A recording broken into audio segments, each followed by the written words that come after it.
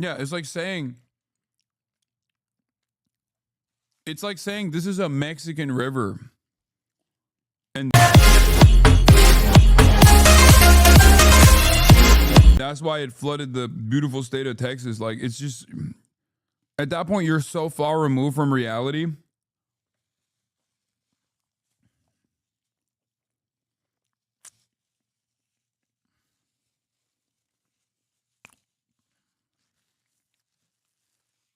Bro.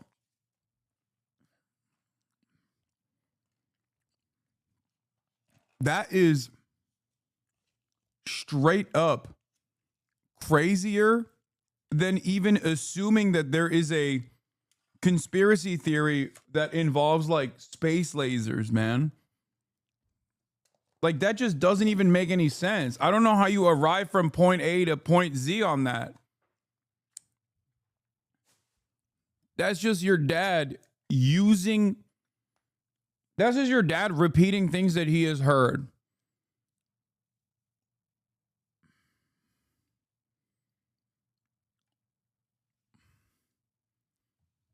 It doesn't even have to make sense. He's just a talking point repeat machine. It is just completely packed in there. Just all the debris that just swept right into the Hunt store here in Hunt. This was a staple, they were telling me. I did speak to the cashier who worked here for many years, and so he saw a lot of residents come into the area. I also want to mention that closer down here, again, there's lots of debris. There's no proof of branches this. Down power lines. The alligator prison is to be fitted with an incinerator. I don't think there's proof of this. That sounds insane. I think that's the blue devastating. And what crazy. They told me was right over here is where the post office once was. If you believe it, I was completely shocked. He said this is the brick from the post office, and as you can see, it's completely gone at this. It's no longer here. But what we did find was a Cassandra, what's her name tag, which was somewhere further where we first started. It's just, everything is scattered here. It's just devastating, just the amount of destruction this floodwater caused here in Hunt. So we're still speaking with residents here, and I did ask the cashier here about like rebuilding. You know, where do you go from here? And he says, you know, you just completely take this, you just rebuild from the bottom up. Mm-hmm. And a local resident whose family lived in the area for more than 100 years says he's never seen anything like this. This very well may be the worst flood Hunt has ever seen, because it would have started back up the South Fork. The devastation is unbelievable. How these kids survived in any of these camps along the river is nothing short of a miracle. But I grew up with this store. I've like I said, I've danced here, I've been here, sat by the fireplace in a rocking chair. I just want to point out something here, but like, these people and who they voted for is utterly irrelevant. And if you bring up who they voted for or say they voted for this or even gloat, I will laser you out of existence. Okay? Just like whenever these kinds of natural disasters take place in a blue state, Republicans immediately are like, well, God's punishing you. And then it happens in a red state, you got Democrats saying, oh, God's punishing you. You wanted this. Okay? You can criticize systems. You can criticize the government and its ineptitude, its malicious criminal negligence. Okay? But you can't fucking blame the people that are going through this horrific experience. Okay? We don't do that shit here. And drank a beer. The devastation, there are just no words, Taylor, that I can say that describe what I'm seeing. My ranch, it was completely underwater. The water got that high. Just unbelievable. It is unbelievable. And again, 27 people, including 9 children, their bodies have been recovered. They died. And the search continues for 27 young campers, all from an all-girls camp. In the days since it became hold on. Before we get to Zoran Mamdani, there's a couple other things I wanted to cover here, but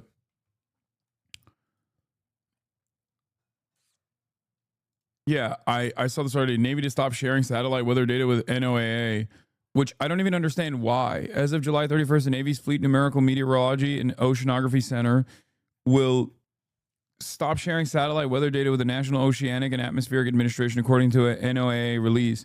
I don't even know what this reason is. This service change determination will be permanent. Data gathered from the Defense Meteorological Satellite Program, or DMSP, all near Earth space weather instrument and other Defense Department owned systems will cease to be provided to the NOAA. Is it because they're like cutting costs? Is it because they're shutting down this fucking satellites? I don't even know if they would shut down the. Will you ever talk about Ibrahim Traoré? Yes, I have in the past. Please stop asking me randomly every single day if I will talk about Burkina Faso and Ibrahim Traoré. Okay, goddamn chatter.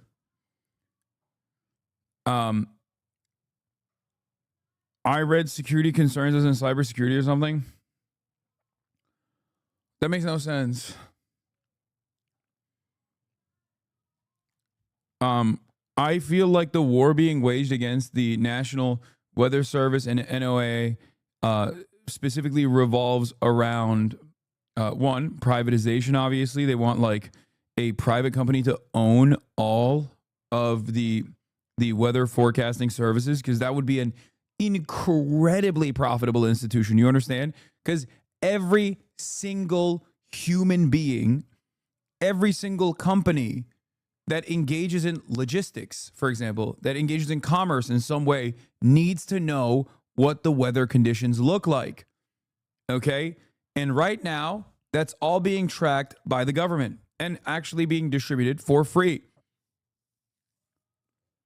If you privatize that, someone can develop an immense fortune, because what are you going to do? You can't engage in any service whatsoever without knowing what the weather is. Okay?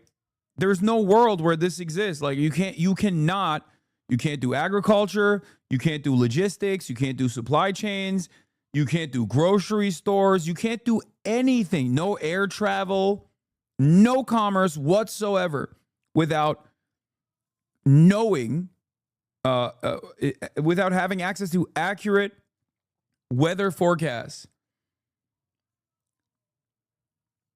Yeah, your local pizza shop does scheduling based on weather reports. Everything.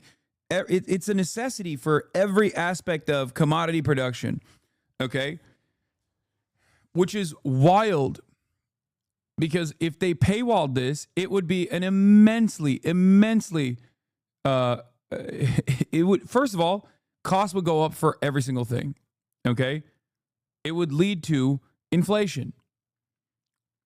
Why would it lead to inflation? Because now you have to pay for this service.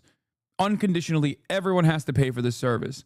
And either they would do it through a government-funded program, which is what the Democratic version of this would look like. Democrats would basically work in this privatization side and make it a public-private partnership where the government subsidizes this service, but it's in private hands all of a sudden rather than a public good. Okay. The Republicans, on the other hand, would fully privatize it, would offer it subsidies, and then would make it so that everyone has to pay for a subscription on top of that, which would, of course, drive up costs for everything.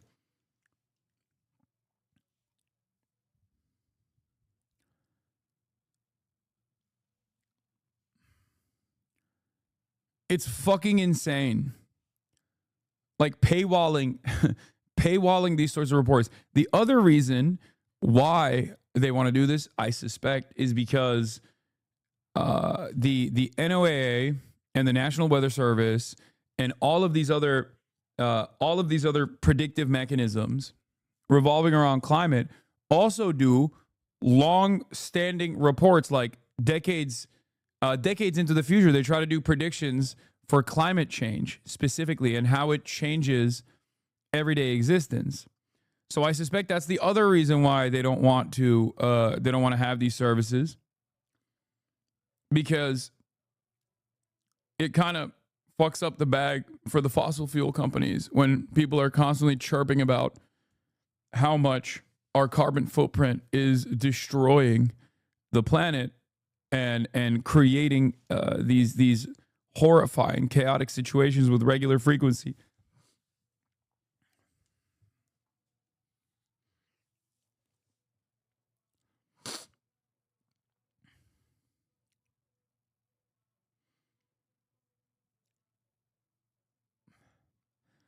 This is from the ideological dismantling of NOAA and NWS begins on page 674 of Project 2025 and is well underway.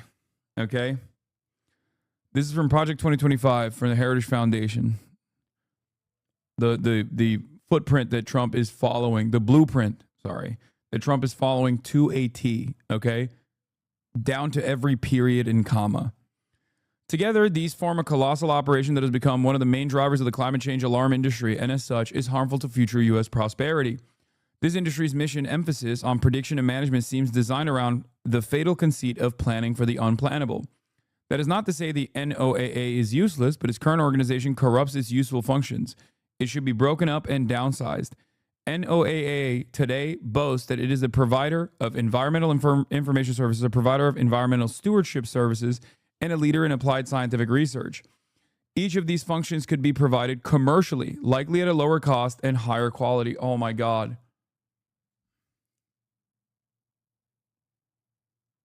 It's exactly as I said.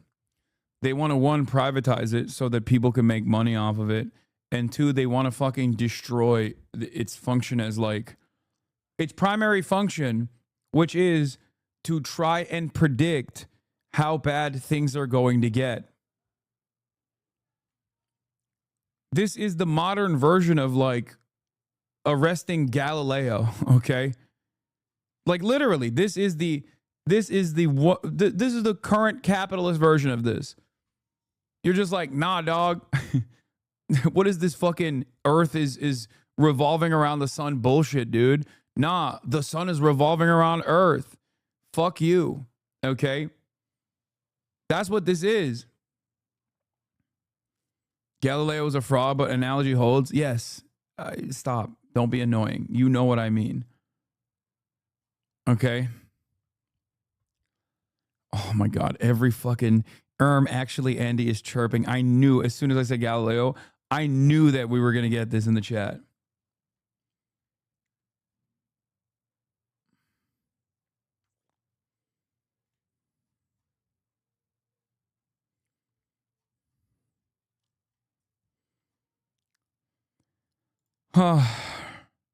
Focus the NWS on commercial operations. Each day, Americans rely on weather forecasts and warnings provided by local radio stations and colleges that are produced not by the NWS, by private companies such as AccuWeather. This is bullshit. This is also a lie. These AccuWeather could not exist without the NWS offering its services to AccuWeather for free. AccuWeather is simply a distributor of NWS reports. Make no mistake. AccuWeather does not have its own internal function. AccuWeather is basically a forwarding mechanism. It is a private message forwarding mechanism. Okay? Oh my God, I'm watching it. I'm watching it happen in real time. It's so fucking frustrating. It's so scary. AccuWeather does not have prediction systems or forecasting systems. It is a message forwarding system. That's all it is.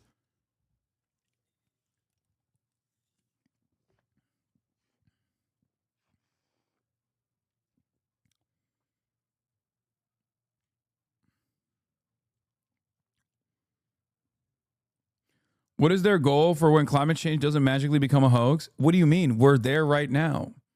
You're in it.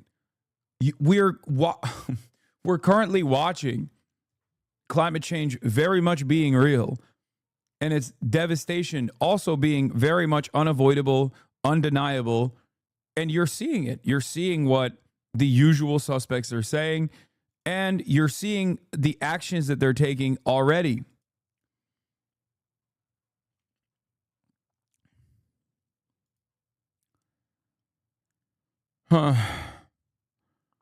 Marjorie Taylor Greene, fucking cuckoo for Cocoa Puffs, comes out with another banger tweet.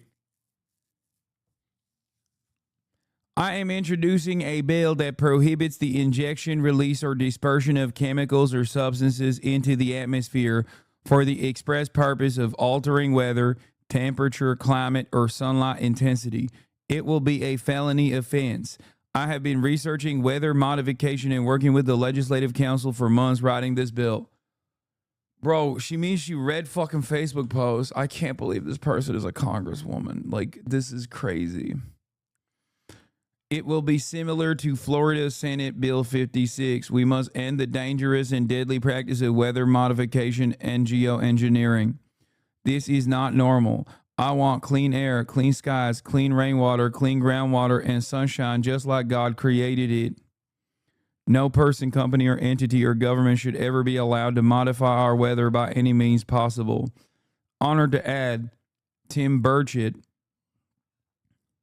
classic, as a co-sponsor, and look forward to working with more members of Congress, hopefully on both sides of the aisle. She does not mean CO2. She does not mean carbon emissions. Okay? When she says harmful injection and dispersion of chemical substances, she means chemtrails. She thinks that there are people out there that are modifying the weather. They're doing like they're making these floods crazy. They're increasing the intensity of these floods. Like, that's what she's implying. She does not mean methane. She's not talking about the carbon footprint. She's not talking about climate change.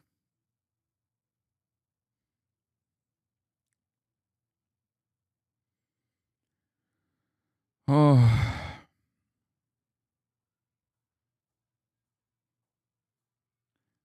This is like that one Uber driver that I had, but is an immensely powerful figure in American politics.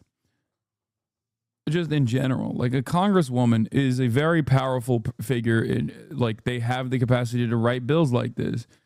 They have their own version of a bully pulpit.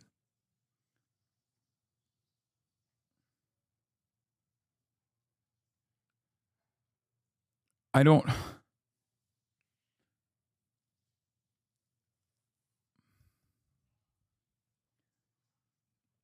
That's where we're at in this fucking country. We haven't made it illegal yet, at least, for scientists to do what they do best, which is gay woke science. But I feel like, you know, I guess that's the next step eventually. Like, we're making it so that it's virtually impossible for them to conduct their studies. No adequate funding. And then if people still continue doing it in spite of all of those issues, maybe the next step at that point would be to fucking make it illegal. I don't know. Maya has an update from Alveus Sanctuary. It says all of our animals and staff are safe, but this is what our driveway looks like. Nobody will be able to get in or out until we can rebuild the road. That is crazy.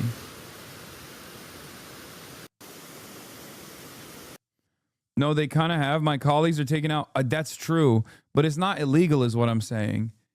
Like, it's still not illegal. They won't go to jail for fucking writing transnational, but they will get dinged for, you know, using the word transnational in a fucking in an article, in a journal, in a scholarly journal. That is real, by the way.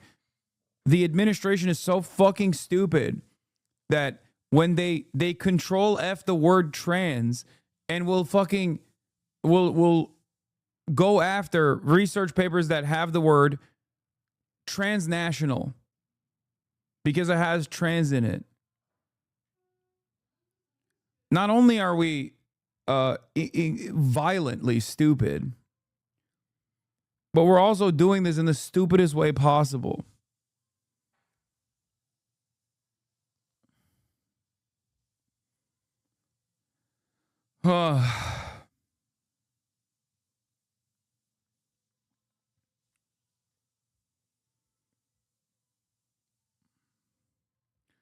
They started with banned words from government-funded sciences, and the first term is way worse. Now the EPA workers are aren't being indicated, are they? Transducer, electrical engineering is fucked. Transformation. We've taken out the words female and children from our grants. What the fuck? I'm in biology academia. We have to leave out words like diversity in grant applications. Oh. Yeah, they did that with transgenic mice.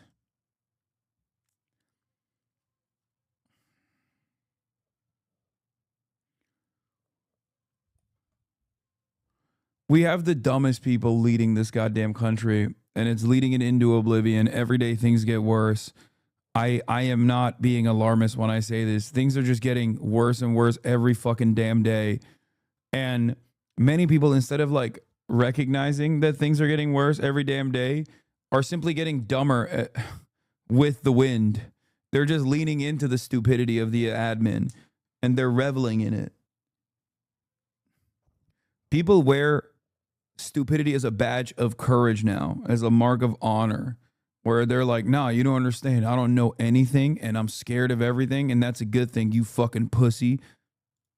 Through such a time as this. And this tragic situation is something that is unprecedented. We recognize that at the federal level. We also recognize that when something like this happens to a community, happens to a state, that the best responders are those locally, because it's your family members, it's your community members that are being impacted, and you can respond quickly. And the role of the state is to run and manage that emergency, but the federal government needs to be here for the support and extra resources on the ground as well. And that is what we are doing and what President Trump has dedicated to continue to do through such a time as this. I work as a manager in a heart disease and stress study. We ask all our participants about their treatment by police and authority figures, and we lost half of our National Institute of Health funding. My whole team has been fired except for me and one other manager. It's fucking insane.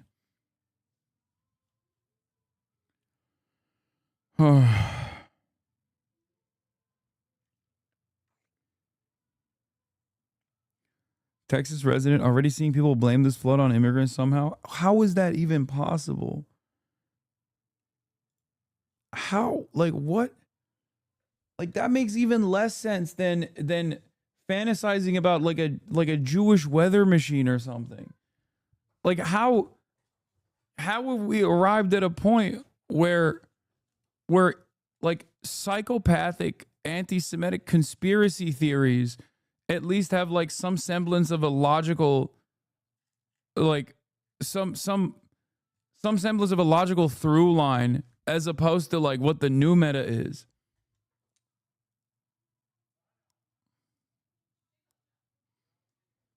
What do they think? That like immigrants, like Mexican immigrants, are doing voodoo? Like they're doing rain dances or something? Like how?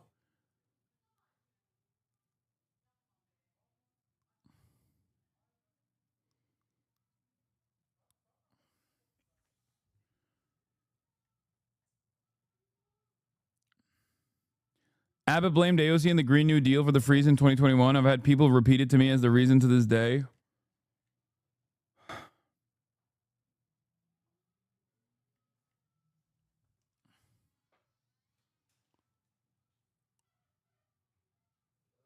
I don't understand it. What's good? Yo, it's in the bag. Right at 2 on the dot. It's crazy. No, Fiona. As a child of immigrants, I can confirm we do be doing rain dances.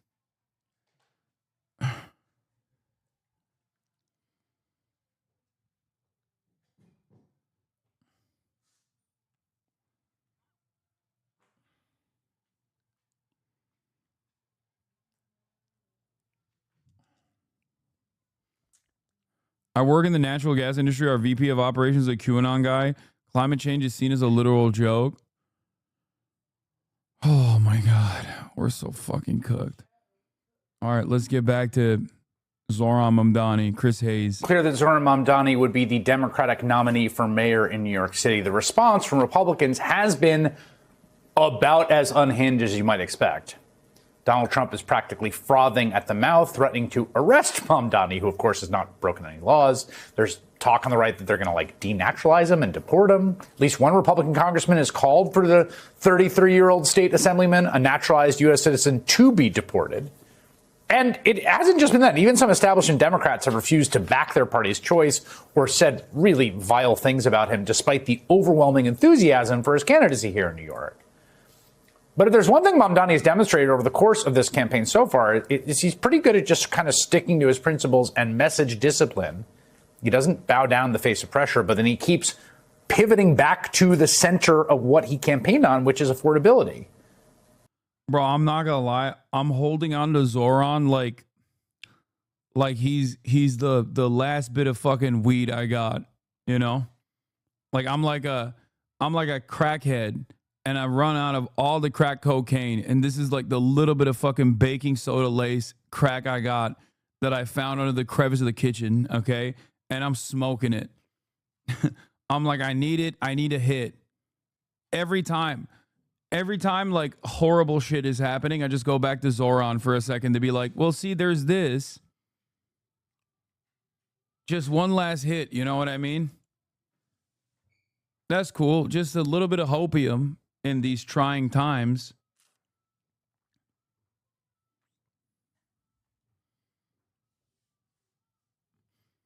I think this is why people aren't used to you doing IRL things, having fun outside with people. We're all used to being depressed and unwell together. Yeah. Yeah, let's take a hit of Mamdani right now, okay? That good Mamdani Kush. And that is exactly what a lot of Democrats, again, across the ideological spectrum, have been both talking about and are looking for right now. Lydia Polgreen had a good piece in the New York Times this week, writing, quote, Mamdani's win is a rebuke of the strategy such as it is that many leading Democrats have advocated in the face of Trump's shock and awe attempt to remake the presidency and the country in his dark image, haplessly veering between not getting distracted by Trump's lawless actions and signaling their moderation in the face. Yeah, the New York Times is also doing everything in its fucking power right now to just like put out that last bit of hope that people have in their hearts,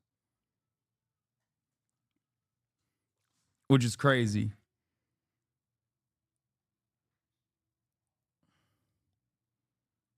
Face of Trumpian antics as their base marches in the streets, Democrats are missing the core political reality of our time. Emma Vigeland co-hosts The Majority Report with my buddy Sam Cedar. Faz Shakir is a senior advisor to Senator Bernie Sanders and the executive director of More Perfect Union, and they join me now. Emma, I want to start with the response to Mamdani and what you make of it. In some ways, he's sort of created in a lab to make Republican and conservative politicians absolutely lose their mind, and they have not disappointed. But there's also been broadly a lot of pretty insane reactions. Okay. I think you're absolutely right. I mean, just think about this for a second. The fact that so many people see Zoran Mamdani, a man who is born in Uganda and of Indian heritage, and they immediately go to anti-Semitism or Hamas. What else can you call that? And as you just said, Chris, this is not just Republicans. Republicans, of course, we expect that. So many of the arguments that I'm hearing against Mamdani now, I feel like I could have heard them against Obama in 2008 when he won the nomination, where it's just this constant stream of racist attacks. And unfortunately, though, we saw from politicians like Kirsten Gillibrand and others some really unfortunate Islamophobic racism directed at Mamdani. And it's just incredible to me to see how, despite the fact that Democratic voters now